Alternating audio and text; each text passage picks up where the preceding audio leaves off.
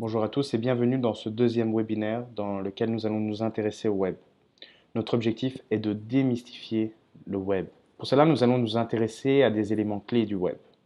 Nous allons nous intéresser aux serveurs, aux navigateurs, aux ordinateurs, aux moteurs de recherche et aux sites web. Qu'est-ce qu'Internet? Internet est un réseau informatique en étoile. Il relie les ordinateurs et les serveurs entre eux. L'information qui est transmise sur ce réseau est transmise grâce à des protocoles qui permettent le fonctionnement d'un certain nombre d'applications. Parmi ces applications, on a le courriel, le courrier électronique, les échanges de fichiers et le web.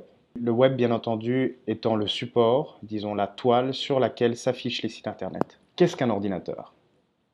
Un ordinateur, en fait, c'est un système de traitement de l'information qui est programmable. Il est composé d'un certain nombre d'éléments, tels que la carte mère, le processeur, la mémoire vive, aussi appelée la RAM, et le disque dur. Ce sont ces composants qui sont essentiels à son fonctionnement. Et l'ordinateur permet notamment de faire fonctionner les logiciels et les navigateurs notamment qui sont donc des logiciels. Qu'est-ce qu'un navigateur? Un navigateur, ou appelé browser en anglais, est donc un logiciel de navigation qui permet d'afficher le web et les sites qui le façonnent.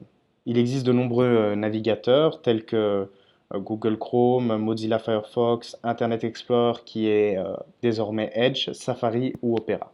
Qu'est-ce qu'un site web? Un site web, en fait, c'est un ensemble de pages et de ressources qui sont reliées entre elles par des liens hypertextes ou des hyperliens. Pour être accessibles, les fichiers qui constituent un site doivent être hébergés sur un serveur qui est connecté en fait au réseau Internet. L'adresse du site web correspond donc à une URL, donc un localisateur uniforme de ressources d'une page web. C'est cette URL, donc l'adresse du site web, qui lui permet d'identifier le site web ou la page web parmi les nombreuses ressources du web. Les pages web sont organisées, sont structurées grâce à des langages de balisage, notamment l'HTML. C'est le langage qui structure les pages web. Il existe en fait deux grandes catégories de sites web. Il y a les sites statiques et les sites dynamiques.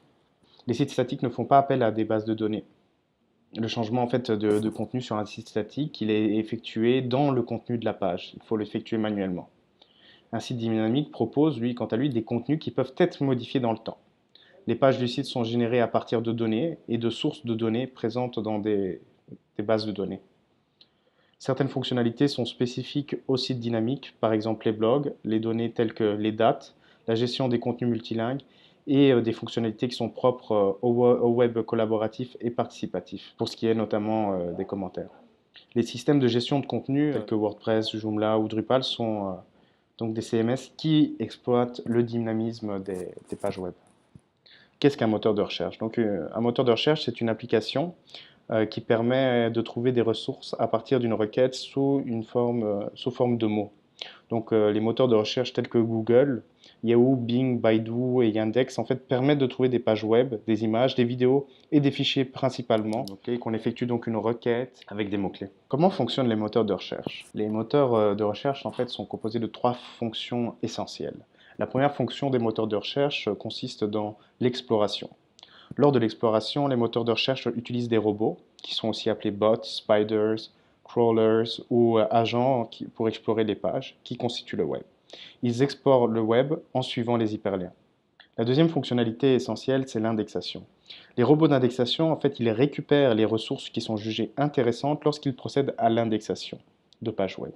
Les robots extraient des mots-clés qui sont jugés comme significatifs ou clés. Ils sont alors enregistrés dans une base de données qui est organisée comme un index terminologique, en d'autres mots, comme un dictionnaire inversé. La troisième fonctionnalité essentielle est la recherche.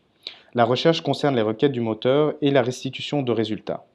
Le moteur de recherche repose sur des algorithmes qui ont pour objectif de repérer les documents les plus pertinents vis-à-vis des mots-clés qui sont insérés par l'utilisateur. Donc le moteur de recherche repose sur des algorithmes qui ont pour objectif de repérer les documents les plus pertinents vis-à-vis des mots-clés qui ont été insérés par l'utilisateur, donc des requêtes qui ont été effectuées sur le moteur de recherche. Les moteurs de recherche comprennent en fait aussi des modules complémentaires.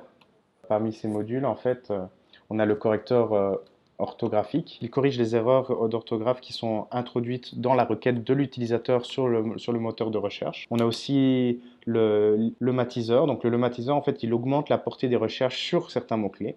Et on a également l'antidictionnaire, en fait, qui supprime des mots qui sont vides, tels que de, le, là ou des prépositions, en fait, qui sont inutiles ou peu pertinentes. En conclusion, il y a de nombreux arguments, en fait, qui nous poussent à penser que le fait d'avoir un site web est une option tout à fait pertinente lorsque l'on veut se positionner de manière efficace sur les moteurs de recherche. En fait, ça nous permet d'une part, grâce au site web, donc, de présenter nos services clairement, d'améliorer notre image de marque, de faciliter le processus de vente. Mais grâce à un positionnement adéquat sur les moteurs de recherche, en fait, on peut augmenter sa visibilité, sa crédibilité, tout en réduisant des frais de publicité et de marketing sur le long terme. En conclusion, grâce à un site web, vous améliorez votre présence sur les moteurs de recherche et vous pouvez acquérir un trafic naturel constant et durable. J'espère que vous avez apprécié ce deuxième webinaire au cours duquel donc, nous nous sommes intéressés à la démystification du web. N'hésitez pas s'il y a certains points qui n'ont pas été clairs à nous le signaler en commentaire. Nous nous ferons un plaisir de vous répondre et de vous accompagner dans la compréhension de ces différents composants du web.